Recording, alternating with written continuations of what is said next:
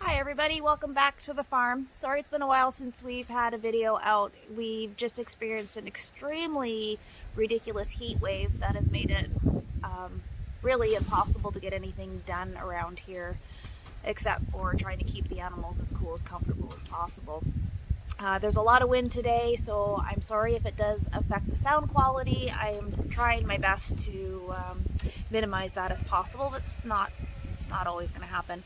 But anyways, today I wanted to talk to you about some farm equipment that we recently bought secondhand, and it's not always as advertised. So we've recently purchased this small hay rake slash tedder. We've never used this particular kind before. Garnett's always used the wheels. So anyways, we picked this up. It's PTO driven. It is produced in China. And anyways, like I said, we didn't know much about it. So we brought it home, and they did tell us when we originally purchased it, for whatever reason, that the arms were not opening up to release the hay. And figuring that it was something simple, such as possibly a spring or a shear pin, we brought it home and we took it apart. Well, it was a lot more complicated than we originally bargained for. What had happened, first thing we couldn't figure out, is why were there bolts in the arms. And if you see, I'm actually just going to flip you around here. As you can see, there are some holes in the arms. There is bolts in here which were not allowing these arms to rotate at all. So that was the first thing we thought was kind of unusual. Not knowing much about this piece of equipment, I went online and looked and saw some photos from the original manufacturer, and there was definitely no bolts here, and you can kind of see there lots of burrs, which also gives you the indication that those were not from the manufacturer. There was a shear pin that was broken, and we'll have to replace that. But underneath here, which we have it all taken apart, is a cam that these arms and bearings roll on. And we couldn't figure out why these rollers were not reaching the cam. Contacted a dealer that sells these particular machines. They sent us the schematics for it, and come to find out the cam has actually had the tracks removed from it. And I'm going to go inside the shop and show you that and what we plan to do about it. Alright, well, as we know, Garnett just absolutely loves being on camera, so I'm kind of putting him on the spot here. He is working on the cam, and that is this piece right here. It originally had a channel where the bearings would run in between. The previous owner has ground all of that off, so let's see, it rolls along there, so there would be a lip on the top and the bottom. So this is cast iron, which is not favorable for welding whatsoever. So the Redneck special for welding cast iron is actually 309 stainless rod.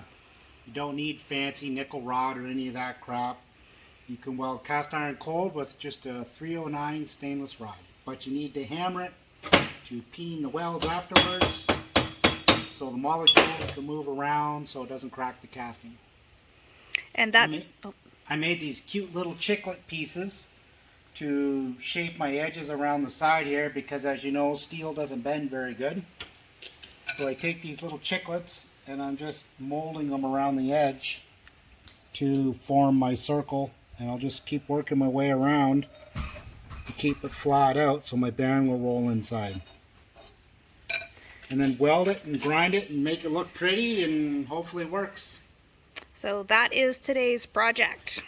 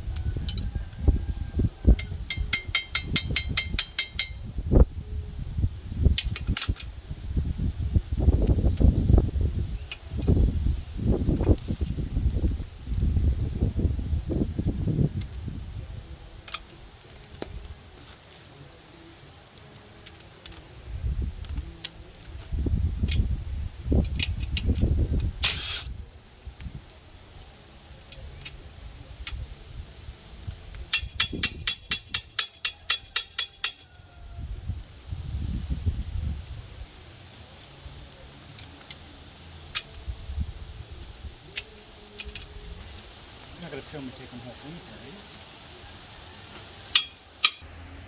right? Alright, so we have our Redneck fabricated cam finally in place with a shear pin and a spacer. And the next step is we're going to install the arms back onto the rake. I have to give Garnet a hand, so I won't be filming these parts, but I'll show you as we progress. Okay, so this is what we discovered whilst trying to get these arms back on. Up top here, or sorry, this shaft runs through the center up into this handle.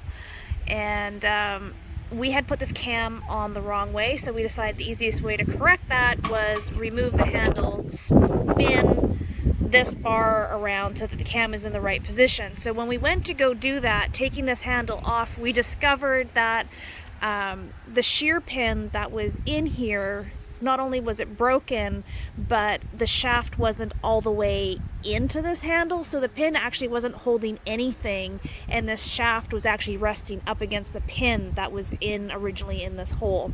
So we put a shear bolt in there in the proper position, and now since we did that, we discovered that the pipe that they were using as a shim we don't need now, because the shaft goes all the way up into where it's supposed to, and the cam now sits up against the gearbox where it was originally intended to in the first place. So we're making progress, definitely scratching our heads on what the heck people are thinking when they are messing around with this kind of stuff, but we are getting one step closer to having this thing running properly. So this is as far as we can get reassembling this, because two of the arms, the bearings that run in this channel, are missing and we have to have them replaced. It's Canada Day long weekend, so nothing's open, and we'll just have to pick it up next time we're in town. But as you can see now, when the arms spin and reach that side with the flag, they're lifting up like they're supposed to. They weren't doing that previous because, like I said, the channel on the cam was broken and the arms were actually bolted in a stationary position. So we are making progress. Well, I'd love to be able to get this thing actually, you know, to the point where we can test it, but that's gonna have to wait for another day. Here we are. We putting the pieces back together. Hopefully we don't have too many leftover parts. We got new bearings put on the end here with a little snap ring, and we're gonna try and put them in this little channel we made here that we scabbed and welded together on this piece of cast. Hopefully it holds and performs and does what it needs to, and well, if it doesn't, we tried and we had fun trying. We'll see what happens.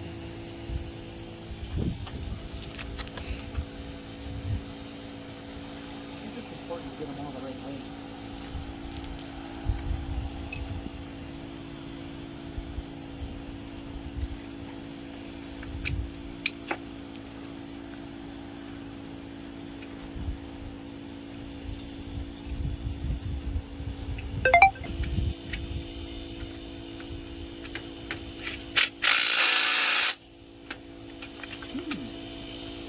Two.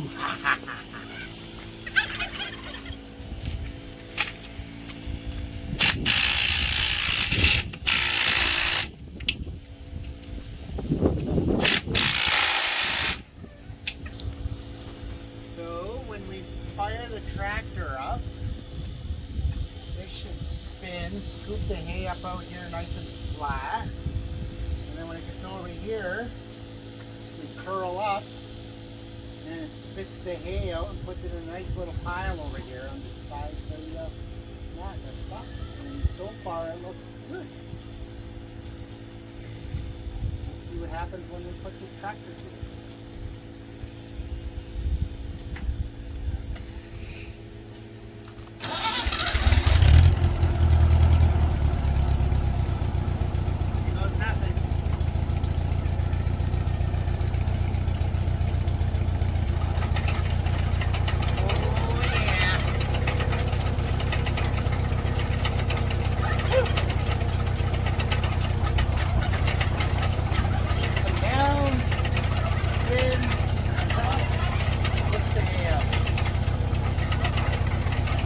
Looks like a win to me.